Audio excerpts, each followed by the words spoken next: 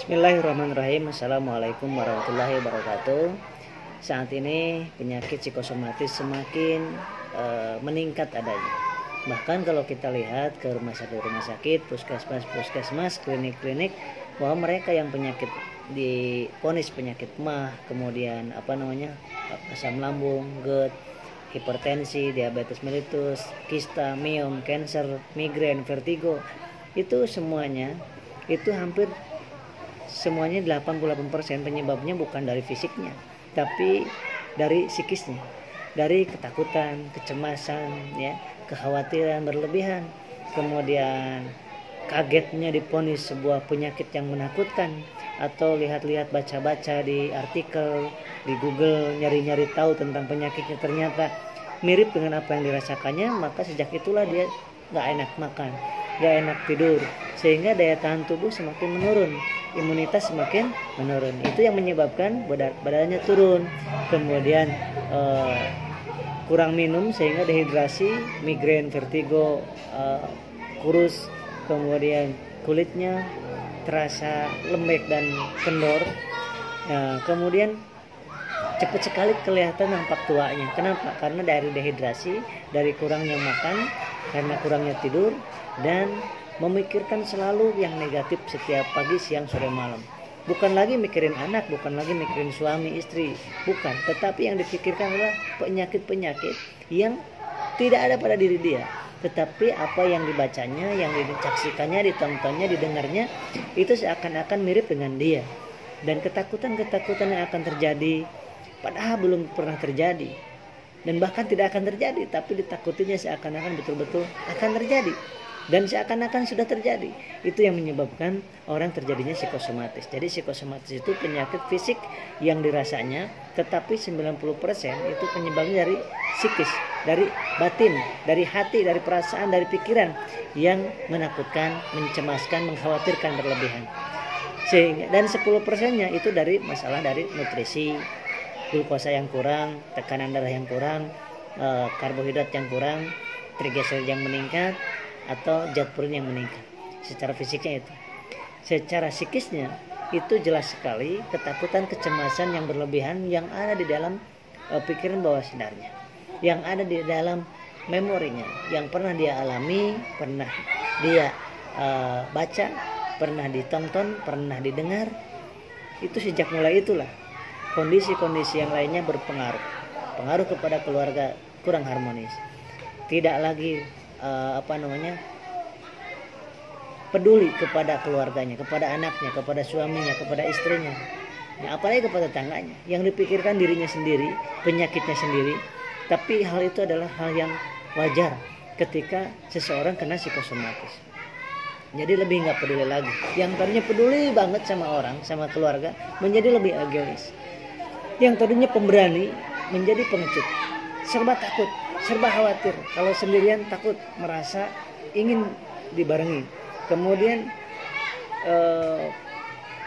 kalau tadinya logika selalu, kritis selalu. Sejak kejadian itu menjadi semangatnya menghilang, semangat hidupnya, semangat makannya, semangat beraktivitasnya, semangat untuk memperbaiki dirinya. Berarti yang harus diperbaiki apa? Mindsetnya. Informasi-informasi yang sudah terlanjur masuk ke dalam pikiran bawah sadar, ke dalam memorinya, itu memang selalu diakui sebagai sebuah kebenaran, meskipun ribuan orang menyangkalnya. Dan ciri khas yang selanjutnya adalah sulit sekali untuk dimasukkan sugesti yang positif. Nasihatin yang positif itu susah sekali ketika orang sedang terkena psikosomatis. Oleh sebab itu ada sebuah metode, harus menggunakan sebuah metode yang bisa langsung mengakses ke dalam pikiran bawah sadar, ke dalam memori, sehingga bukan menghilangkan kejadiannya, bukan menghilangkan ingatan masa lalunya, tetapi mengedukasi ulang, memprogram ulang, kemudian memberikan pendidikan yang benar secara medis, psikologis, dan tauhid di dalam memorinya, sehingga memori yang dulu itu ditumpangi atau ditindih dengan memori-memori yang baru, sehingga bisa mengendalikan perasaan takutnya, ngerinya, kekhawatirannya dengan ilmu yang nyata secara medis, dengan ilmu yang nyata secara psikologis. Kenapa dia bisa seperti itu? Dengan ilmu yang nyata, dengan yakin tentang ketauhidan. Ya, sehingga trilogika ini bisa menjadikan sebuah wasilah kesembuhan dari psikosomatis dengan bertahap. Ingat ya, bertahap penyembuhannya psikosomatis itu. Ya. Kemudian dengan metode apa memasukkan trilogika ininya? Dengan metode hipnoterapi Islami atau hipnotauhid. Dan itu semuanya ada dibahas secara medis, psikologis, tauhid. Metode trilogika dalam sebuah buku yang dinamakan buku 3 Rahasia Pulihkan Cemas dan Lambung. Kenapa cemas dan lambung? Karena semua orang yang mengalami psikosomatis suka merasakan di lambung dan di kecemasan. Hanya itu aja. Jadi itu akar masalahnya.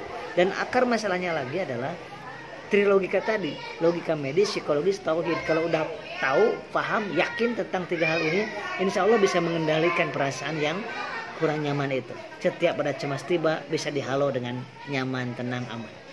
Ya, karena cemas, takut, khawatir itu adalah karunia dari Allah. Semua orang punya, semua orang diberikan. Ketika tidak diberikan hal ini, cemas, takut, khawatir itu, maka orang itu sudah tidak dikatakan lagi seorang yang normal. Ya, oleh sebab itu bagaimana mengendalikannya saja. Nah, dengan mengendalikannya itu dengan trilogika tersebut ada di buku 3 Rahasia Memulihkan Cemas dan Lambung. Ya, kecemasan itu yang berlebihan dinamakan ansietas.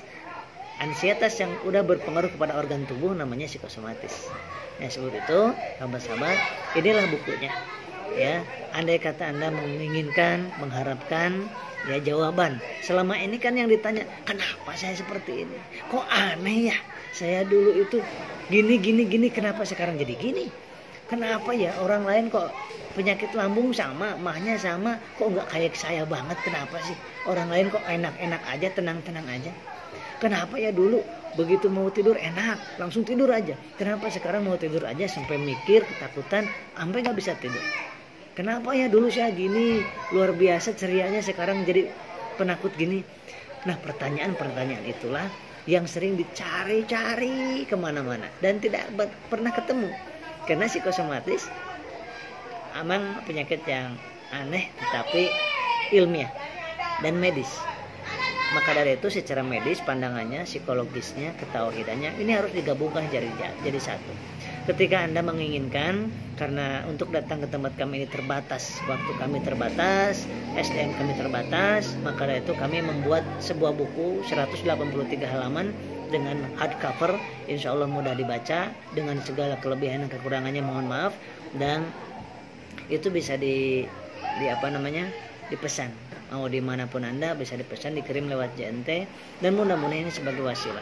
Karena di buku itu bukan hanya secara medisnya, tetapi secara psikis, secara ketauhidan. Mudah-mudahan menjadi amal kebaikan bagi kita semuanya. Dan saya Asep Ruder, kenapa membuat buku dan DVD terapi tersebut?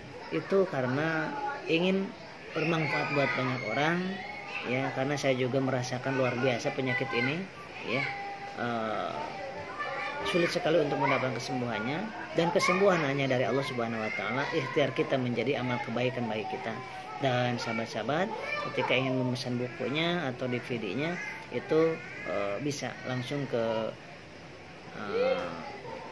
ke nomor di bawah ini. Ya.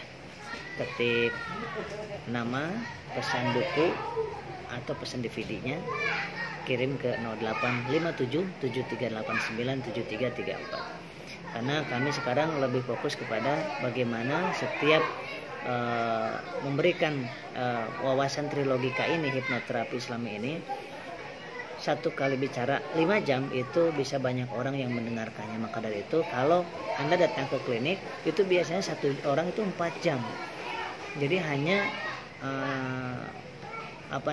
satu orang yang mendapatkan manfaat daripada ucapan, ungkapan atau penjelasan dari kami.